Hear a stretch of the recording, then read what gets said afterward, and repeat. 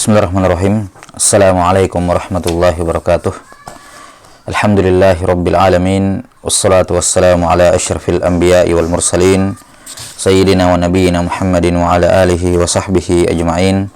Ashhadu an la ilaha illallah wahdahu la syarika lah, wa ashhadu anna Muhammadan abduhu wa rasuluh. Allahumma la ilma lana illa ma 'allamtana, innaka antal alimul hakim. Allahumma faqihna fi dinik, وعلمنا ما ينفعنا وارزقنا الإخلاص في القول والعمل وزدنا علما يا أرحم الراحمين. طيب نواصل في شرح المنظومة القواعد الفقهية للشيخ عبد الرحمن بن ناصر السعدي رحمه الله تعالى المتوفى سنة 76 و300 وألف من الهجرة النبوية. Sekarang pada bab yang atau pada bait yang ke-27, qala rahimahullahu taala wa min masailil ahkami fit taba' yasbutu la idza istaqalla fa waqa. Wa min masailil ahkami fit taba' yasbutu la idza istaqalla fa waqa. Kata beliau rahimahullahu taala, wa min masailil ahkami fit taba', di antara permasalahan ya yang berkenaan dengan hukum fit taba' dalam at-taba. At-taba yakni suatu hukum yang mengikuti hukum yang lain, suatu hal yang hukumnya mengikuti hal yang lebih besar darinya. Nah, at-taba yasbutu, maka hukum pada taba tersebut itu sabit mengikuti hukum asalnya, mengikuti hukum al-matbu. Jadi ada suatu amalan atau suatu hal yang dia ini merupakan asal dan dia diberikan hukum oleh syariat. Hukumnya misalnya halal atau haram, atau hukumnya wajib atau sunnah atau makruh atau yang semacamnya, ya diberikan hukum. Kemudian asal ini memiliki tawabi, memiliki amalan-amalan atau memiliki hal-hal yang merupakan tawabi, ya, yang merupakan tabi, yang mengikut hukumnya kepada yang asal tersebut. Ya, maka yang tabi tersebut, yang mengikut tersebut, hukumnya yasbut, yakni hukumnya ditetapkan sama seperti apa hukum asalnya. La idza istaqalla fa waqa. Nah, di mana tabi ini dia hanya diberikan hukum yang sama ya dengan asalnya ketika dalam kondisi dia taba, ketika dia dalam kondisi dalam keadaan dia mengikuti. Adapun ketika dia berdiri sendiri, idza istaqalla, maka dia tidak mendapatkan hukum yang sama seperti asalnya. Ini hukumnya berbeda. Hukumnya berbeda. Nah, yang dimaksud di sini bahwa pada dasarnya segala sesuatu, setiap masalah itu memiliki hukum yang berdiri sendiri. Istiqlal, istaqalla. Ini dia istaqalla bil hukum. Dia memiliki hukum tersendiri yang berbeda dengan qadhiyah yang lain, yang berbeda dengan qadaya yang lain. Suatu perkara apakah berupa zat ataukah berupa ma'ani, berupa af'al, aqwal dan seterusnya, pada dasarnya hukumnya itu berdiri sendiri. Namun dalam kondisi tertentu ketika dia menjadi tabi bagi yang lain, maka hukumnya itu mengikuti asalnya yang matbu, mengikuti al-matbu. Adapun kalau ketika dia berdiri sendiri, maka hukumnya tidak mengikuti al-matbu'nya. Nah, kata Syekh Abdurrahman bin Nasir as-Sa'di rahimahullah menjelaskan makna global kaidah ini. Kata beliau, yakni annahu yasbutu tab'an ma la yasbutu istiqlalan. Nah, ini lafaz kaidah yang masyhur. Ya, lafaz kaidah yang masyhur yaitu yasbutu tab'an ma la yasbutu istiqlala. Yani suatu perkara ketika dia mengikuti, maka dia mendapatkan hukum yang sama seperti yang yang dia ikuti. Namun ketika dia istiqlal, dia berdiri sendiri, ya, maka dia mendapatkan hukum yang berbeda. Dia tidak mendapatkan hukum yang sama sebagai sebagai tabi, pengikut, melainkan dia berdiri sendiri. Fa inna minal ahkami asya'u yakhtalifu hukmuha fi halil infirad. Fa inna minal ahkami asya'a yakhtalifu hukmuha fi halil infirad wa fi halit taba' li ghairiha. Falaha hukmun idza infaradat wa laha hukmun idza tabi'at ghairaha. Kata beliau, karena di antara hal-hal yang diberikan hukum oleh syariat, ada yang hukumnya berbeda ketika dia berdiri sendiri dan berbeda juga ketika dia mengikut kepada yang lain. Ya. falaha hukmun idzan faradat, maka dia memiliki hukum tersendiri ketika dia berdiri sendiri, istiqlal, ya, idza istaqallat, walaha hukmun idza tabi'at ghairaha, dan dia juga memiliki hukum yang berbeda, hukum yang lain ketika dia mengikuti yang lain. Jelas ya? Ini makna dari kaidah ini. Yasbutu tab'an ma la yasbutu istiqlalan. Yasbutu tab'an ma la yasbutu istiqlalan. Nah, di antara dalil yang menunjukkan ya akan kaidah ini ya, hadis yang diriwayatkan dari Nabi SAW, zakatul janin zakatu ummi, ya, zakat ya, bahwa zakat pada al-janin itu adalah zakat pada ibunya. Maksudnya ketika ada hewan ternak di dalam janinnya ada ada ya anaknya yang baru akan lahir, kemudian ibunya disembelih, maka apa? Maka ketika ini dikeluarkan dari perutnya misalnya dalam keadaan mati, maka hukumnya halal. Hukumnya apa? Halal dimakan. Ya. Kenapa? Karena dalam keadaan seperti ini si janin ini mengikuti hukum dia tabi kepada ibunya. Ya, dia tabi kepada apa? Dia tabi kepada ibunya. Nah, dia tabi kepada ibunya. Maka ketika ibunya sudah disembelih, maka janin ini dia mendapatkan hukum yang sama, dianggap sudah disembelih, ngikut kepada asalnya. Ya. Namun ketika dia berdiri sendiri, hukumnya tidak sama. Misalnya ada anak hewan yang baru lahir. Setelah lahir ibunya disembelih. Disembelih. Apakah anaknya yang baru lahir tersebut juga halal ya untuk dimakan tanpa disembelih? Ya, maka jawabannya tidak tentunya. Misalnya ketika dia sudah lahir, setelah itu mati. Apakah ketika janin ini mati, ketika sudah lahir, apakah boleh dimakan? Ya, dikarenakan ibunya sudah disembelih, jawabannya tidak. Kenapa? Karena ketika dia sudah lahir, maka dia sudah istiqlal, berdiri sendiri hukumnya. Dia kalau mau dimakan, dia juga harus disembelih sebagaimana ibunya. Kenapa? Karena dia sudah istiqlal saat itu. Dia sudah apa? Sudah istiqlal. Sudah apa? Berdiri sendiri. Nah, sudah berdiri sendiri. Jelas ya? Taib. Ini diantara dalil yang menunjukkan hal tersebut. Kaidah ini. Kemudian juga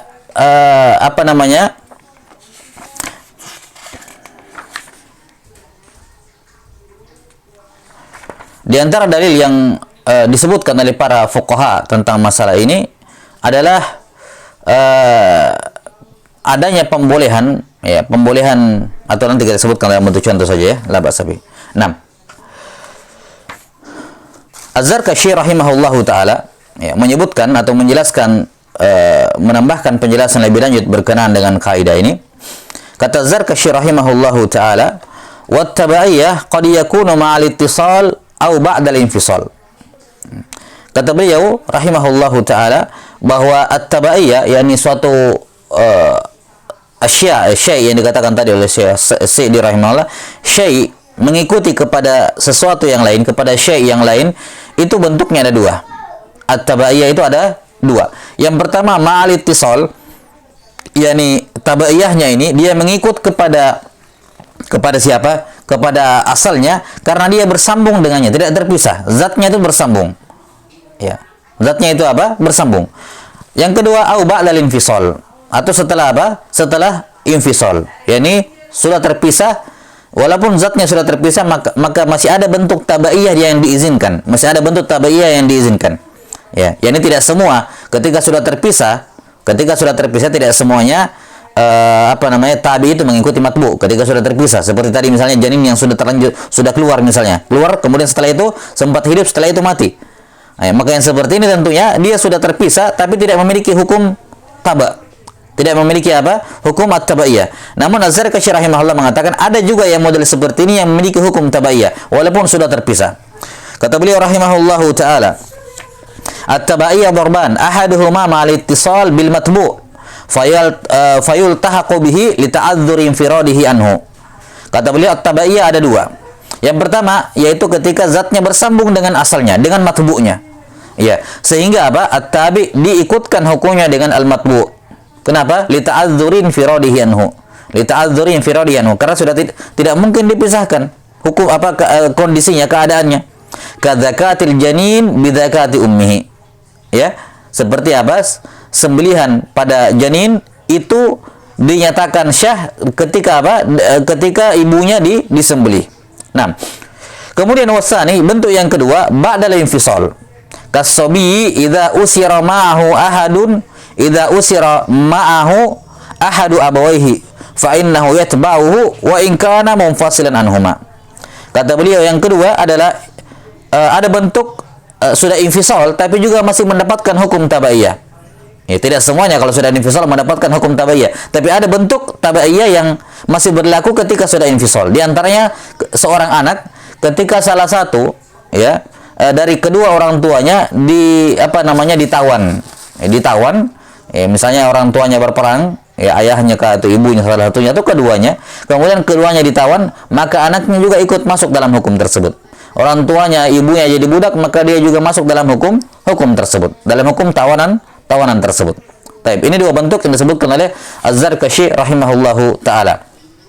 Kemudian contoh lain yang berkenaan dengan tabaiyah yang infisal, semisal aulad al-bahimah, anak-anak hewan ternak dalam zakat itu diikutkan kepada apa? Kepada induknya. Diikutkan kepada apa? Kepada induknya.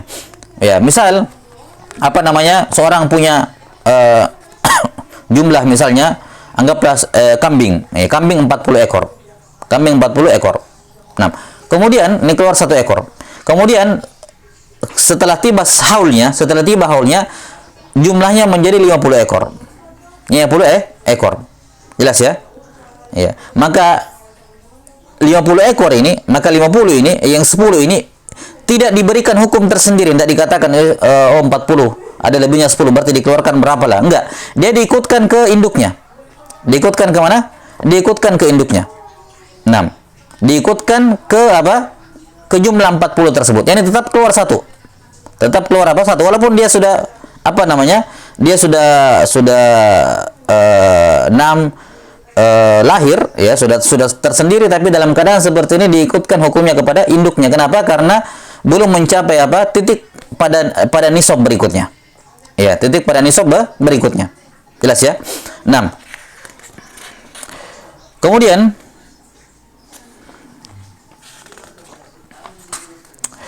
di antara bentuk tatbiq atau penerapan kaidah ini juga sudah pernah kita singgung kemarin dalam kaidah tentang al-masyaqqah ya. Dalam al-masyaqqah bahwa hukum asal bahwa pada dasarnya terlarang adanya gharar ataupun al-jahalah dalam jual beli.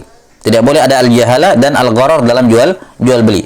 Ya. Namun dimaafkan bentuk gharar ataupun jahalah yang sedikit, itu pun dalam kondisi apa? Ya, masyaqqah. Ya, agak susah kalau ingin dihilangkan gharar dari apa? Dari transaksi tersebut. Nah, di antara bentuknya ya yang berhubungan dengan kaidah yang kita bahas sekarang ya, yang berhubungan dengan kaidah yang kita bahas sekarang berupa at-tabi ya, yasbutu taban ma la yasbutu istiqlalan, yaitu ketika seorang misalnya menjual rumah. Kemudian apa? Kemudian dari ketahui pondasinya. Ya. Maka yang kita transaksi padanya adalah rumah tersebut. Ya. Masalah pondasinya kita tidak tahu, kemudian misalnya hal-hal yang tersembunyi dari rumah tersebut kita nggak tahu kualitasnya, kekuatannya, ini ada jahala. Tapi jahala tersebut, jahala ini apa? Taban, dia hanya mengikut kepada rumah yang menjadi asal. Rumah yang menjadi asal. Maka yang seperti ini apa? Mengikut. Ya. Yang seperti ini apa? Mengikut. Beda misalnya ya, Allah alam, misalnya kalau ada orang jual besi, ya. Nih, ada rumah saya sudah mau renovasi, saya jual besi-besinya semua yang ada di tiang-tiangnya itu. Ya. Nah, kira-kira berapa? Ya. Ini kalau dia misalnya ya, tidak bisa diprediksi, nggak bisa diketahui, ya. Kemudian dia membuat akad transaksi jual beli pada besi-besi tersebut, ini apa? Tidak diperkenankan. Kenapa? Karena ketika yang diakadkan adalah besi-besinya, maka berarti dia apa? Istiqlal. Beda kalau dia jual beli rumah, maka rumah inilah asal, selainnya adalah istiqlal. Selainnya adalah taba, dia mengikut. Maka tidak ada masalah jahala pada apa? Pada at-tabi. Selama matbu'nya itu jelas. Selama matbu'nya itu apa? Jelas. Nah, kemudian di antara contoh lain penerapan kaidah ini ya adalah ketika seorang jual beli tanah, ya, maka mengikut di atasnya, mengikut ya dalam jual beli tanah itu semua yang ada di atasnya, ya, semua yang ada di atasnya. Apa siapa tahu di tanahnya kita nggak tahu ada harta karun kah, atau misalnya pohonnya ini, oh ada pohon mangga, ada pohon ini di atasnya, bagaimana buahnya, pokoknya tidak berpengaruh pada harga. Kita nggak tahu misalnya mangganya bagaimana atau buahnya bagaimana, nanti lebat atau tidak, pokoknya yang saya beli tanahnya. Adapun ketidakjelasan, goror ataupun jahala yang ada di atasnya, ketidaktetapan pohonnya, berapa jumlah pohon, kemudian yang berbuah dan seterusnya, ini tidak diketahui, ya, majhul ataupun terdapat ketidakjelasan padanya, maka ini tidak ada masalah. Kenapa? Karena yang kita perjualbelikan adalah tanahnya, itu yang asal. Sementara semua yang ada di atasnya adalah tabi, mengikut saja. Ya, mengikut saja. Beda halnya kalau kita membeli pohon, ya, saya beli semua pohon misalnya rambutan yang ada di di kebun ini. Saya beli semuanya. Pohon rambutan yang ada di kebun ini. Tapi misalnya dengan buah-buahnya dia bilang saya beli semua buah rambutan yang berbuah tahun ini. Ya, tapi dia belum nampak buahnya. Ya, mungkin nampak tapi belum budu solaiha, belum nampak dia bisa diperjualbelikan, belum nampak baiknya, belum siap panen dan seterusnya, masih baru bunga atau baru keluar bijinya, baru keluar buahnya masih hijau, maka yang seperti ini tidak syah. Kenapa? Karena ketika dia melakukan akad transaksi pada buahnya, maka buahnya sekarang menjadi istiqlal, berdiri sendiri hukumnya, maka tidak boleh ada jahalah. Beda ketika yang diperjualbelikan tanahnya, maka pohon itu tabi, mengikut saja. Adanya ketidakjelasan pada tabi, selama asalnya ataupun matbu'nya itu jelas, maka tidak ada masalah. Nah, contoh lain misalnya makan ulat, ya, ulat buah misalnya, seorang makan buah, kemudian di dalamnya ada ulat, kemudian ditelan, maka tidak ada masalah. Ya, sebagaimana ketika seorang minum madu, ya, kemudian ada ikut lebahnya misalnya ditelan, maka tidak ada masalah. Tidak ada masalah. Kenapa? Karena ini tabak, mengikut kepada buahnya, kepada madunya. Ya. Adapun kalau kamu ambil lebah sendiri kemudian kamu makan, ya, atau kamu ambil cacing buah itu, ulat buah mau saya, kemudian kamu makan, ini tidak boleh. Kenapa? Karena dia berdiri sendiri, istiqlal. Tapi ketika dia tabi kepada yang lain, maka at-tabi. Ketika hukum asalnya matbu'nya adalah buah dan buah itu halal dimakan, maka cacing yang ada di dalamnya dia tabi, ulat yang ada di dalamnya tabi dia, kemudian kemakan, maka tidak ada masalah. Demikian pula madu asalnya halal, madu itu halal. Tapi ketika dikonsumsi dan ada yang ikut sedikit dari lebahnya, maka ini juga dia tabi, mengikuti ke hukum madunya, yaitu hukumnya halal. Hukumnya halal. Jelas ya? Baik.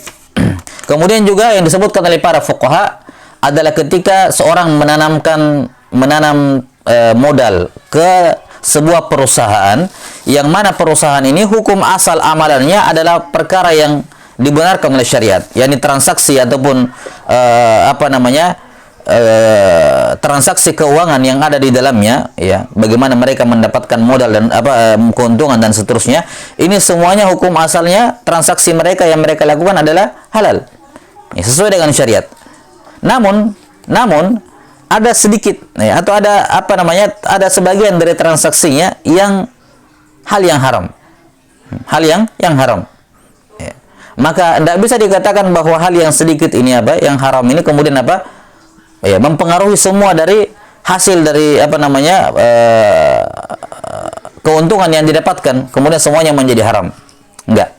Jelas ya? Ini diantara contoh yang disebutkan oleh para fuqaha dalam penerapan kaidah ini. Taib.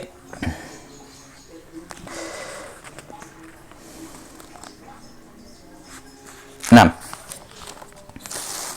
kemudian di antara contoh penerapan kaidah ini, ya, at-tabi' bahwa sesuatu yang mengikut maka hukumnya dia mengikuti. Contohnya misalnya dalam bab ibadah adalah ketika seorang makmum mengikuti imam. Anggaplah misalnya dia masbuk ataukah tidak masbuk, namun dia melakukan amalan yang dilakukan oleh imam yang pada dasarnya dia tidak perlu lakukan itu. Misal, kalau ada orang menambah ada orang duduk dengan sengaja tasyahud di rakaat pertama atau rakaat ketiga, maka batal sholatnya. Dia menambah gerakan dengan sengaja, kan? Di rakaat ketiga, misalnya di rakaat ketiga dari 4 rakaat, mau saya bukan di rakaat bukan sholat maghrib. Anggaplah di rakaat pertama dia tasyahud sengaja, maka ini batal sholatnya. Kapan batal sholatnya? Kalau dia sholat sendiri. Tapi kalau dia sholat bersama imam, misalnya dia masbuk 1 rakaat, imam 2 rakaat, dia baru rakaat pertama. Imam duduk tasyahud karena sudah rakaat kedua. Bagi dia rakaat pertama, tapi karena dia mengikut imam, dia pun duduk tasyahud. Ya, dia pun duduk tasyahud, padahal baru rakaat pertama. Yang seperti ini apakah sholatnya batal? Ya, tentunya tidak. Kenapa? Karena dia tabi kepada imam sekarang. Ya. Nah, kalau ada orang sholat dengan sengaja menambahkan dengan sengaja tahiyat di rakaat pertama, kalau dia tabi kepada imam, maka hukumnya syah sholatnya, tidak ada masalah. Tapi kalau dia sholat sendiri, maka hukum sholatnya tidak syah, batal sholatnya. Kenapa? Yathbutu taban ma la yathbutu istiqlalan. Iya, jelas sampai sini ya. Contoh lain misalnya, 6 sujud sahwi. Sujud sahwi. Ketika seorang makmum, ya, dari awal sengaja, ya, ada seorang ada seorang yang dari awal sengaja berniat ingin sujud sahwi dalam sholat, sujud tilawah dalam sholat, kita sujud sahwi ya, kita bahas sujud sahwi. Sujud sahwi masalan, ketika sujud sahwi, 6 imam melakukan sahu, sementara makmum tidak. Tidak. Menjelang salam, imamnya imamnya sujud sahwi. Si makmum tidak sahwi, dia tidak mengikuti imam ketika imamnya lupa, cuman imamnya sendiri yang lupa, diingatkan, ya, memperbaiki sholatnya. Sebelum salam si imam sujud sahwi. Adapun si makmum, ya, berhubung atau asalnya dia tidak melakukan kesalahan, tidak melakukan sahu. Namun ketika imamnya itu sujud sahwi, maka dia pun sujud sahwi. Ya. Kenapa? Dia tabi. Tapi kalau misalnya ada seorang sholat sendiri, dia tidak melakukan sahwi, tidak ada hal-hal yang mengharuskan yang menyebabkan dia disyariatkan sujud sahwi. Namun sebelum salam dia sujud dengan sengaja, sujud 2 kali dengan sengaja, padahal tidak ada sebabnya, maka hukum sholatnya tidak syah, batal sholatnya. Sengaja menambah sujud. Ya. 6. Ini hukumnya tidak syah. Jelas sampai sini? Ketika dia berdiri sendiri, hukumnya berbeda ketika dia mengikut. Contoh lain misalnya dalam masalah sujud tilawah. Ketika seorang imam sujud tilawah, ya, imam sujud tilawah. Kemudian dia Dia juga sujud tilawah. Ya. Dia juga sujud sujud tilawah. Maka yang seperti ini, ya, dia mengikut kepada kepada imam. Ya, mengikut kepada imam, tidak ada masalah. Namun kata para fuqaha, kalau misalnya ada orang sengaja ingin sujud tilawah dalam sholat, sengaja, maka dia pun misalnya dalam sholat Jumat, dalam hari Jumat, sengaja membaca surah 6, sengaja membaca surah masalan Al-Kahfi, ya, iya, sengaja alif lam mim sajadah masalan, ya, dia sengaja membaca alif lam mim sajadah, sengaja. Kenapa dia baca itu? Untuk sujud sahwi, sahwi. Maka kata para fuqaha ini tidak dibenarkan, tidak boleh. Jelas ya? Nah, yakni kalau dia mau baca alif lam mim tanzil sajadah pada hari Jumat, ya murni karena Nabi SAW melakukannya, bukan dengan sengaja dari awal pengen sujud tilawah. Ya. Jelas ya? Kenapa? Karena ketika dari awal dia sudah berniat seperti itu, maka sudah ada di benaknya dari awal niat untuk menambah satu sujud dalam sholat. Padahal dia tidak ada keharusan, tidak boleh pada dasarnya menambah suatu amalan dalam sholat. Ya, tidak boleh. Jelas ya? Maka ketika dia dengan sengaja dari awal tersendiri, ya, ingin sujud tilawah, sehingga dia dengan sengaja memilih surat-surat yang ada sujud tilawah seperti misalnya Al-Alaq, ya, dan semacamnya An-Najm, sengaja dia baca supaya dia ingin sujud tilawah dalam sholat, maka ini tidak dibenarkan. Nah, bahkan para fuqaha mengatakan sholatnya batal. Kenapa? Dia dengan sengaja dari awal ingin menambahkan dengan niat sengaja menambahkan satu sujud tambahan di tengah-tengah sholat. Padahal tidak ada keharusan dia menambah. Tidak ada keharusan dia menambah. Beda halnya kalau memang dia membaca suatu surah, kemudian ternyata itu adalah sujud, di dalamnya ada sujud tilawah, karena dia sujud, maka dari awal dia tidak meniatkan untuk sujud tersebut. Nah, wallahu taala alam bissawab. Nah, kemudian di antara bentuk penerapan kaidah ini, perempuan tidak diterima persaksiannya dalam pembatalan pernikahan, dalam fasakh nikah. Ya, perempuan tidak misalnya seorang perempuan bersaksi bahwa keduanya ini sudah fasakh pernikahannya, suami istri ini sudah fasakh pernikahannya, maka persaksiannya perempuan ini tersendiri seperti itu, bersaksi bahwa nikah keduanya sudah fasakh, ini tidak diterima.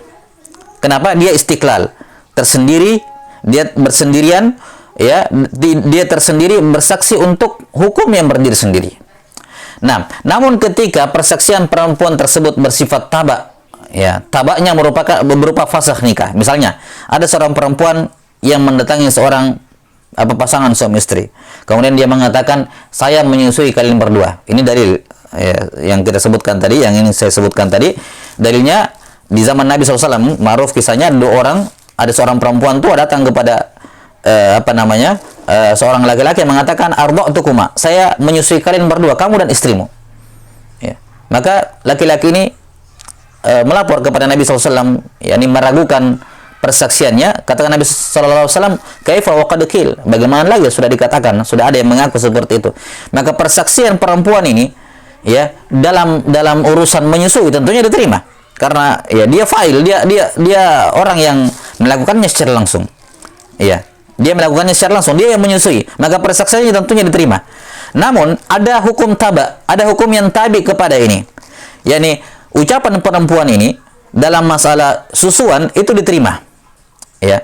Namun ada hukum tabaknya. Apa hukum tabaknya? Yaitu fasakh nikah, karena ternyata dia dan istrinya saudara sesusuan, ya, saudara sesusuan. Maka hukum tabi ini dihukumi apa? Dihukumi syah, ikut kepada hukum asal.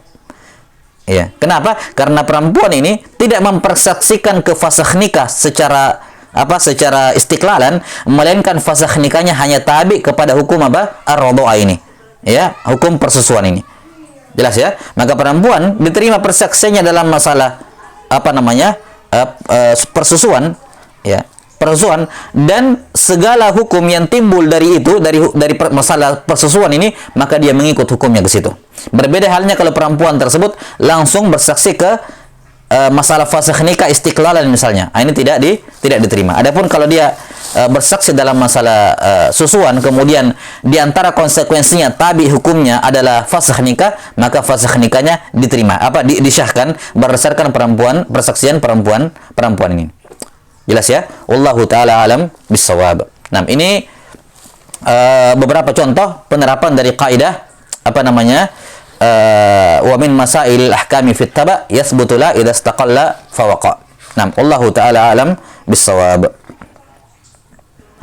Tsumma qala rahimahullahu taala pada bait yang ke-28,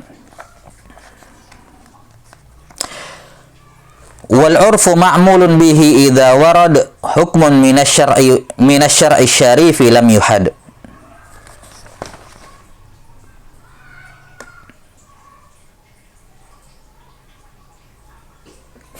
Wal urfu ma'mulun bihi idza warad hukmun minasy-syar'i syarifi lam yuhad.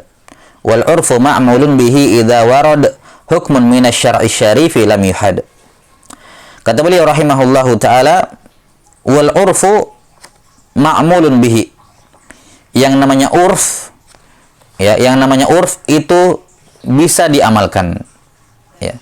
Idza warad, kalau ada warid suatu hukum minasyara', ya, minasyar'i syarif, ketika ada suatu hukum dari syariat yang mulia, lam yuhad, namun hukum tersebut tidak didefinisikan, tidak diberikan pembatasan, ya, tidak diberikan pembatasan, maka batasan tersebut ditentukan, ya, dengan urf. Urf itu diamalkan untuk menentukan al-hudud, ya. Urf digunakan, ma'mulun bihi, bisa diamalkan untuk menentukan batasan-batasan dalam hukum syariat yang tidak didefinisikan atau tidak dibatasi oleh syariat itu sendiri. oleh syariat itu sendiri. Nah, ini makna dari kaidah ini. Ya, wal urfu ma'mulun bihi idza warad hukmun min asy-syar'i syarif lam yuhad. Nah, lam yuhad. Ya, kaidah ini dikenal di kalangan para ulama dengan bahasa yang lebih masyhur, ya, al-adah muhakkamah. Al-adah muhakkamah. Ya, atau dikatakan apa? Al-adah ma'mulun biha. Kalau di sini Syekh rahimahullah mengatakan apa? Al-urf ma'mulun bihi. Al-urf ma'mulun bihi. Taib, kata Sa'di rahimahullahu ta'ala, wa hadha ma'na qaulil fuqaha'i al-'adatu muhakkamah, ay ma'mulun biha. Ini adalah makna ucapan fuqaha bahwa adat itu muhakkamah. Adat itu bisa dijadikan sebagai hukum, referensi hukum. Maksudnya bisa diamalkan. Kata beliau, fa idza nassa asy-syari'u ala hukm wa 'allaqa bihi syai'a fa in nassa ala haddihi wa tafsirihi wa illa ruji'a ila al-urfil jari wa dhalika kal ma'ruf fi qawlihi ta'ala wa 'ashiruhunna bil ma'ruf. Baik, kata beliau rahimahullahu ta'ala, kalau ada nas dari syariat akan suatu hukum, syariat menetapkan suatu hukum, kemudian wa'allaqa bihi syai'a, ya, kemudian ditaklik dengan sesuatu. Kemudian apa? Ditaklik hukumnya dengan sesuatu. Hukum itu diberikan pembatasan. Itu makna allaqa bihi syai'a. Yani hukum ini diberikan batasan tertentu. Diberikan apa? Pembatasan oleh syariat. Nah, pembatasan ini fa in nassa ala haddihi wa tafsirihi, kalau syariat, ya, syariat sendiri yang menerangkan batasannya di mana, bagaimana tafsiran batasan tersebut, maka itu yang diamalkan. Jadi kita kembali kepada tafsir syariat. Kita kembali kepada pembatasan apa? Syariat. Wa illa ruji'a ilal urf. Ya, kalau tidak diberikan pembatasan oleh syariat, maka kita kembali kepada al-urf. Kita kembali kepada urf. Baik. Di sini ada dua istilah di kalangan para ulama, yaitu apa namanya? Al-ada muhakkamah dan apa? Al-urf, ya. Al-urf ma'mulun biha. Apa namanya? Al-ada muhakkamah, atau dikatakan juga apa? Al-ada ma'mulun biha, atau dikatakan apa? Al-urf ma'mulun bihi. Al-urf ma'mulun bihi. Taib, ini dua apa namanya? Istilah, ya, yang digunakan oleh para fuqaha dalam mentakbir kaidah ini. Kadang mereka menggunakan istilah adat dan kadang mereka menggunakan apa? Istilah urf, ya. Adat dan apa? Dan urf.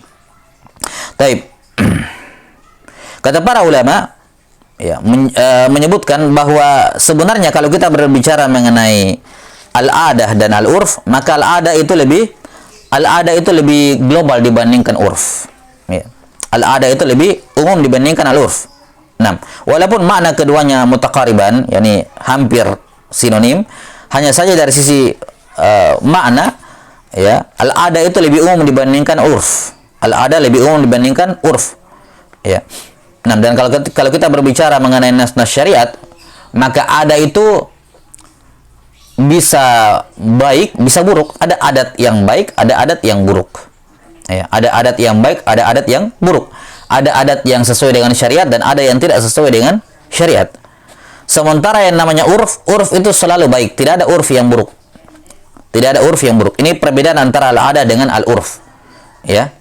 Jelas ya? Urf itu tidak ada yang baik. Tidak ada yang buruk. Urf itu semuanya apa? Baik. Dan dari sinilah diambil kata ma'ruf. Ma'ruf dari kata urf, yakni ma ta'arafa bihin nas, ya, minal khair. Apa-apa yang manusia terbiasa di atasnya, yang terbiasa melakukannya, mereka terbiasa melakukannya berupa kebaikan. Itu asal urf. Itu ada asal urf. Jelas ya? 6.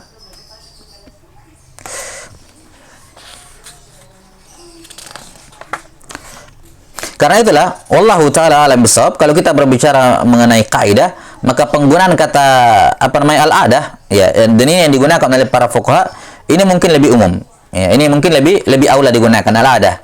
Karena kalau kita berbicara mengenai batasan syariat, batasan syariat tidak hanya membahas masalah yang baik-baik, tapi hal-hal yang buruk juga. Hal-hal yang buruk juga, misalnya larangan durhaka kepada kedua orang tua. Bagaimana kadarnya? Durhaka kan adalah keburukan. Nah, bagaimana batasan durhaka tersebut? Nah, ini nanti akan disebutkan kembali kepada urf. Kembali kepada apa? Kembali kepada adah. Ya. Karena urf itu identik dengan kebaikan. Ya ala kulli hal, dalam pembahasan al-qawaid fiqhiyah ini para ulama menggunakan ada maupun urf maknanya ma'ruf, ya, maknanya sudah jelas bahwa urf di sini tidak terbatas pada hal-hal yang baik saja. Ya, karena yang dimaksud dengan urf di sini adalah al-adah. Ya, yang dimaksud dengan urf di sini adalah al-adah, suatu hal yang berkembang di tengah masyarakat, ya, yang sifatnya yang sifatnya aglabiyah dan dia mustaqir, yakni tidak muttarib, tidak ada ittirab pada urf tersebut, yakni bersifat baku dan sifatnya aglabiyah. Sifatnya apa? Aglabiyah. Baik.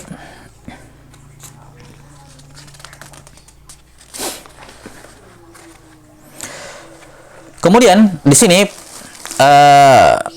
Syekh Abdurrahman bin Nasir As-Sa'di rahimahullahu taala pada apa yang kita sebutkan tadi, beliau menyebutkan bahwasanya ketika syariat, ya, menetapkan suatu hukum, lantas hukum tersebut dikaitkan dengan sesuatu, dikaitkan hukumnya dengan sesuatu, ini diberikan pembatasan.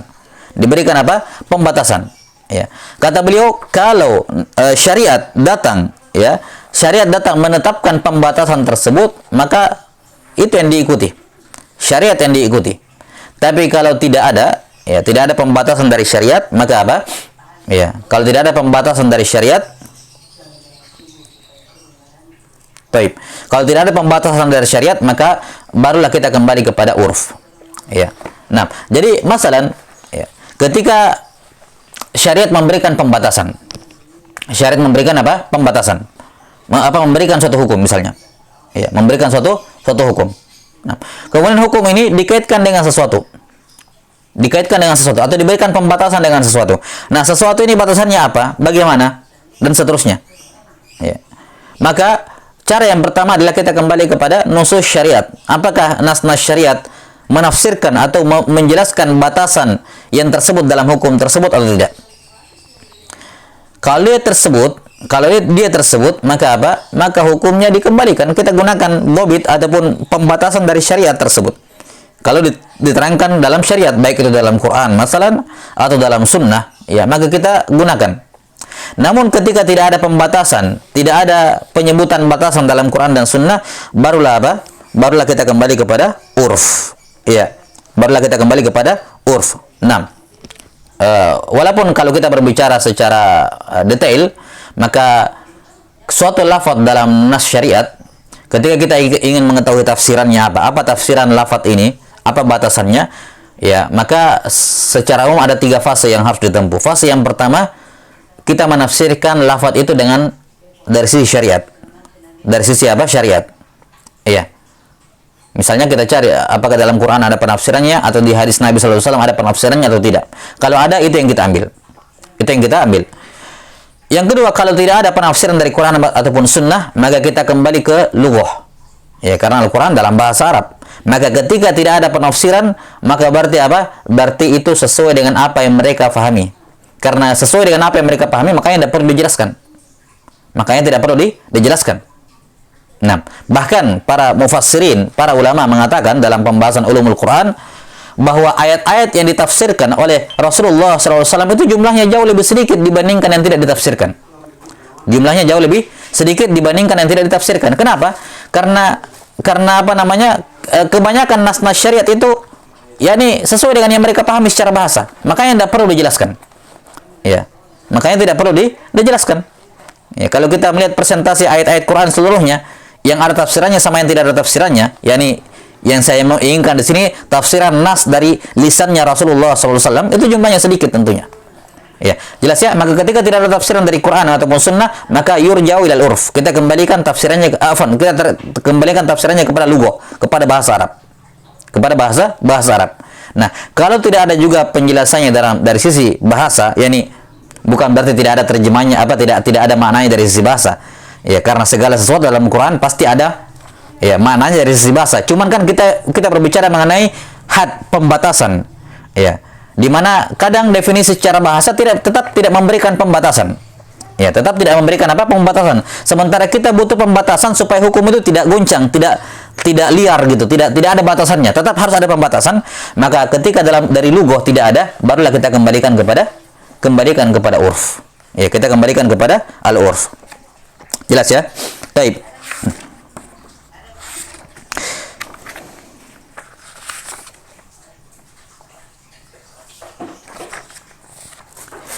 Kemudian di antara bentuk dalil dari kaidah ini tentunya ya, sebelumnya ya, dalil dari kaidah ini adalah firman Allah Subhanahu wa taala, wa'mur bil urf. Ya, wa'mur bil urf. Perintahkanlah mereka dengan al-urf. yakni perintahkanlah mereka wahai Muhammad dengan al-urf. Apa itu al-urf? Kita sudah katakan tadi bahwa asal urf adalah ma ta'arafa alaihi nas minal khair. Ya, kebaikan yang manusia itu, yakni masyarakat saling mengetahui bahwa itu baik. Ya. Saling mengetahui itu baik. Jelas sampai sini? Baik. Ini tersebut dalam surah Al-A'raf ayat 199. Wa'mur bil urf. Demikian pula firman Allah Ta'ala dalam surah An-Nisa ayat 19, wa'ashiruhunna bil ma'ruf. Wa'ashiruhunna bil ma'ruf. Dan perlakukanlah mereka, yakni pasangan kalian, istri kalian dengan cara yang ma'ruf. Ya, dari sisi makanan, dari sisi minuman, dari sisi pakaian, dari sisi tempat tinggal, dari sisi perlakuan ya secara fisik dan seterusnya. Bagaimana? Bil ma'ruf. Ya, yakni sesuai dengan apa yang dianggap baik oleh masyarakat di situ. Masyarakat di situ punya kebiasaan bahwa istri itu harus ada rumahnya, harus disiapkan rumah. Urf di situ, di tempat lain misalnya tidak ada. Maka berarti apa? Termasuk urf kepadanya ketika disiapkan rumah misalnya. Pakaiannya harus seperti ini. Kemudian ini diberikan, ada hal-hal yang ma'ruf di tengah masyarakat, maka itu termasuk apa namanya? Realisasi dari ayat ini. Wa ashiruhunna bil ma'ruf. Berapa nafkah bulanannya misalnya? Berapa bulanannya? Maka kembali kepada urf. Satu tempat beda dengan yang lain. Satu tempat beda dengan yang lain. Nah, demikian pula dari hadis Nabi sallallahu alaihi wasallam, ya, Rasulullah sallallahu alaihi wasallam bersabda, ketika seorang istri dari siapa? Istri dari Muawiyah bin Abu Sufyan ya. 6 yang dikatakan bahwa dia bakhil kepada saya dan anak-anak saya. Ya, apakah boleh saya ambil hartanya tanpa sepengetahuan dia? Kata Nabi sallallahu alaihi wasallam, "Khudhi ma yakfiki wa waladiki, ya, ma yakfiki wa waladaki bil ma'ruf." Ya, khudhi ma yakfiki wa waladaki bil ma'ruf. Kamu boleh mengambil hartanya untuk kamu dan untuk anakmu. Berapa banyak yang saya boleh ambil? Saya boleh ambil banyak, ya, walaupun saya tidak butuh, saya ambil saja untuk saya simpan-simpan. Enggak boleh. Kata Nabi SAW, bil ma'ruf, sesuai dengan urf, apa yang ya, sesuai dengan jumlah nafkah yang ma'ruf di tengah masyarakat berapa. Nah, kamu ambil secukupnya, enggak boleh lebih daripada itu. Enggak boleh lebih daripada itu. Nah, maka ini dalil-dalil dari penerapan kaidah ini, ya. Al-ada al-muhakkamah. Taib, wallahu ta'ala alam bisawab. Taib,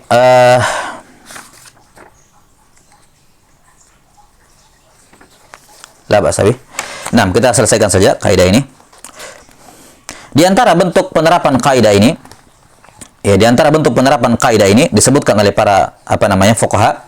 Yang pertama, misalnya dalam pembahasan bejana. Dalam bejana itu ada pembahasan tidak boleh menggunakan bejana yang terbuat dari emas dan perak. Ya, bejana yang terbuat dari emas dan perak. Namun diperbolehkan adanya lubbah. Lubbah itu tambalan berupa perak. Ya, tambalan perak. Walaupun di sini ada rincian secara umum ya, pada tambalan emas dan perak ada perincian, tapi kita berbicara mengenai perak. Nah, dikatakan oleh para fuqaha, tambalan perak ini kalau dia banyak dan tidak dibutuhkan, maka hukumnya apa? Ya, kalau dia banyak dan tidak dibutuhkan, maka hukumnya makruh. Tapi kalau dia sedikit dan dia dibutuhkan, maka hukumnya mubah. Tambalan perak ini, kalau dia banyak tapi tidak dibutuhkan, hukumnya makruh. Tapi kalau dia sedikit, ya,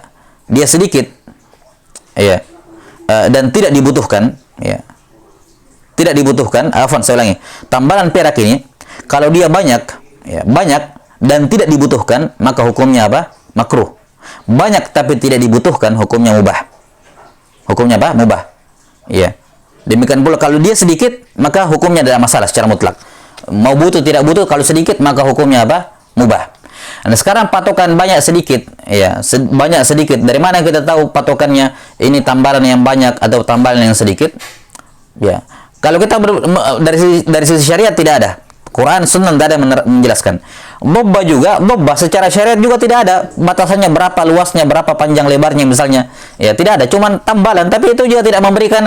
Jadi boba itu secara bahasa jelas maknanya, tapi juga tidak memberikan pembatasan berapa. Itu yang saya inginkan tadi. Bukan berarti ketika dikatakan tidak ada dari sisi bahasa, berarti tidak ada maknanya secara bahasa. Tidak mungkin kan? Semua pasti ada maknanya secara bahasa. Cuman kadang makna bahasa tersebut tetap tidak memberikan pembatasan. Maka dikembalikan kepada urf. Apa yang dianggap oleh masyarakat ini tambalan besar atau kecil, itu yang berlaku. Nah, ini kalau tidak ada. Tapi kalau ada pembatasan dari syariat, ya maka apa namanya? Dikembalikan kepada syariat. Misalnya dalam masalah jumlah air banyak sama jumlah air sedikit, kan jelas sekali perbedaannya kan. Misalnya dalam masalah najasah, air banyak kalau masuk najis tidak najis kecuali berubah sifatnya. Air sedikit kalau dia masuk najis maka langsung ternajis secara mutlak. Apa perbedaan banyak dan sedikit? Apakah dikembalikan kepada lugatan? Apakah dikembalikan kepada urf? Kata para ulama enggak dikembalikan kepada urf. Kenapa? Di sini tidak memenuhi syarat. Syarat dikembalikan kepada urf kalau tidak ada dari syariat, tidak ada dari lugah, barulah kembali ke urf. Sementara di sini ada sabda Nabi SAW, "Idza kana al-ma'u qullatain lam yahmil al-khabath." Ada dua kullah. Penetapan dua kullah. Maka dua kullah ini had dari syariat, maka itu yang makmul. Itu yang diamalkan. Jelas sampai sini? Itu yang diamalkan. Taib. Kemudian di antara contoh penerapan kaidah ini, ya, masalah jual beli. Ya, masalah jual beli.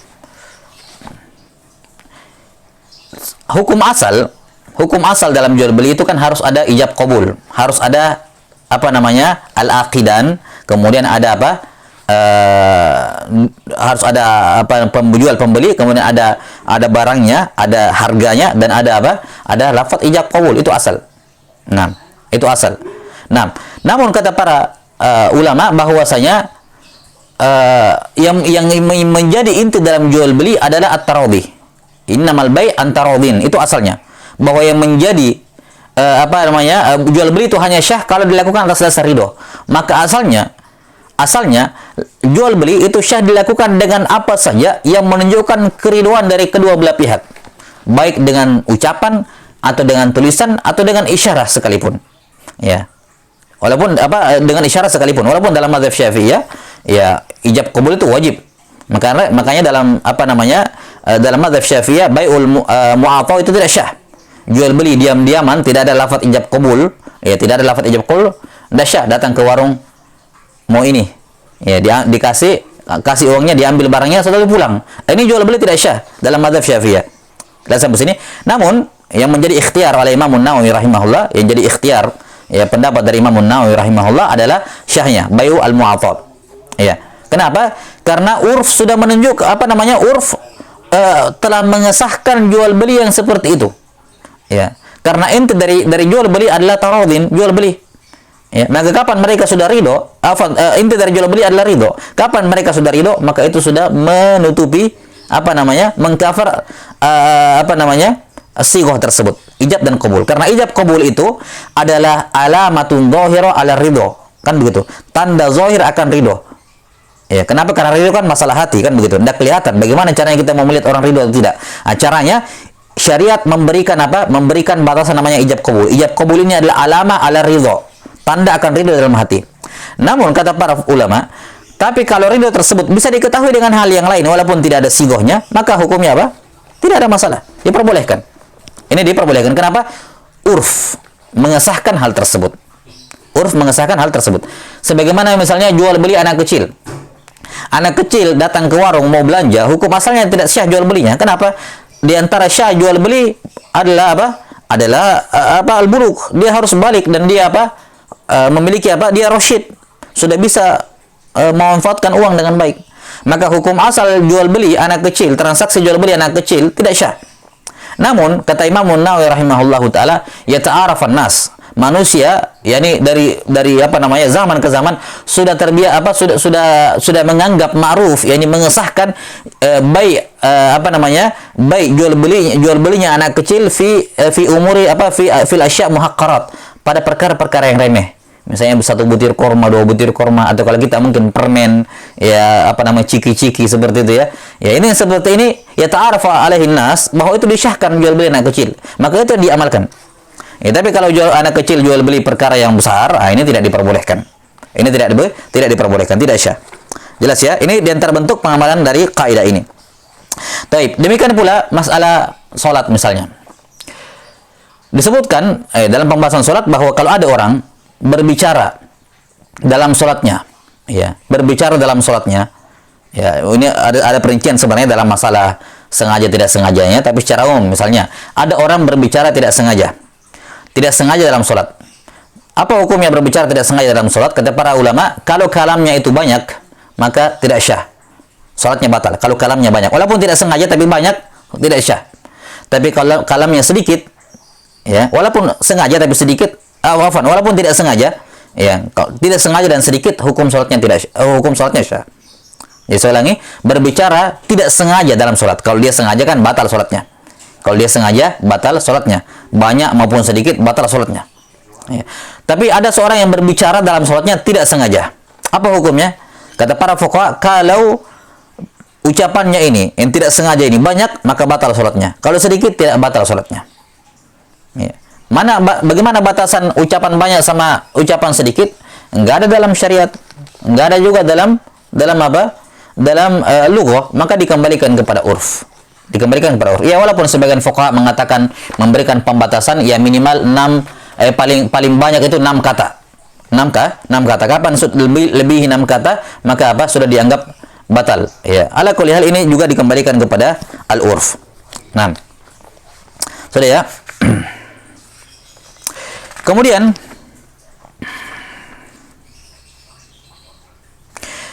jadi ini inti yang penting diperhatikan berkenaan dengan kaidah ini. Yang paling pertama bahwasanya kaidah ini hanya boleh diamalkan kalau tidak ada nas-nas dari syariat. Seperti yang kita katakan tadi. Kalau ada nas dari syariat, maka hukum kembali ke situ.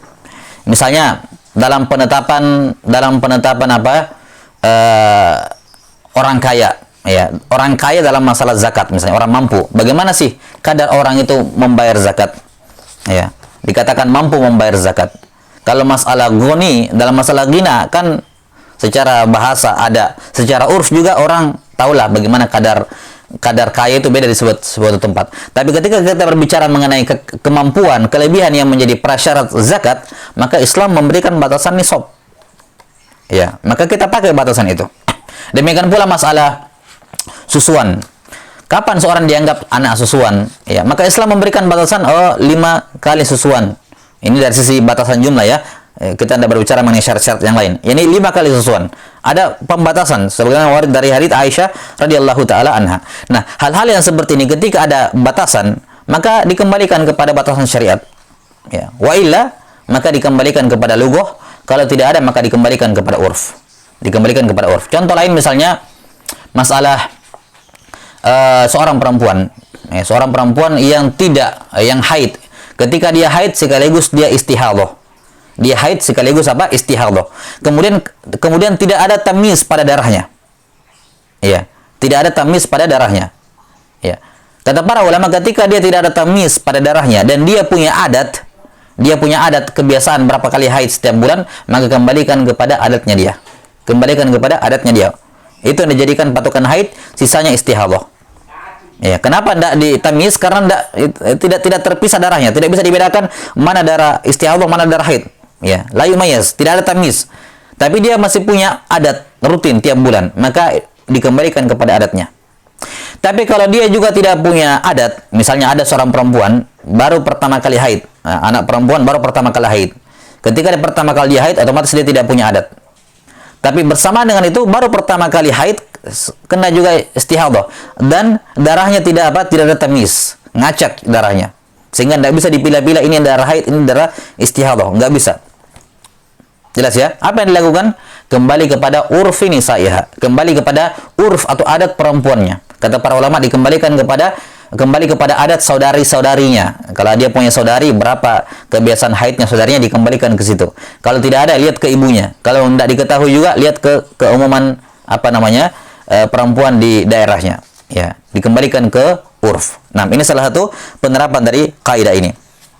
Nah, kemudian juga dari sisi muamalah, ya, seperti yang sudah kita isyaratkan tadi, masalah batasan birrul walidain, masalah nafkah kepada keluarga, masalah batasan zulm, bagaimana zalim itu, ya bagaimana ya walaupun tentunya dalam masalah zalim misalnya ada suatu perkara yang mutoridah, tapi dalam beberapa tempat ada yang sifatnya juga ya terkadang berbeda dengan tempat yang lain. Ya, masalah uququl walidain ini juga batasannya ini juga dikembalikan kepada urf. Nah, dikembalikan kepada al-urf. Wallahu taala alam bissawab. Nah,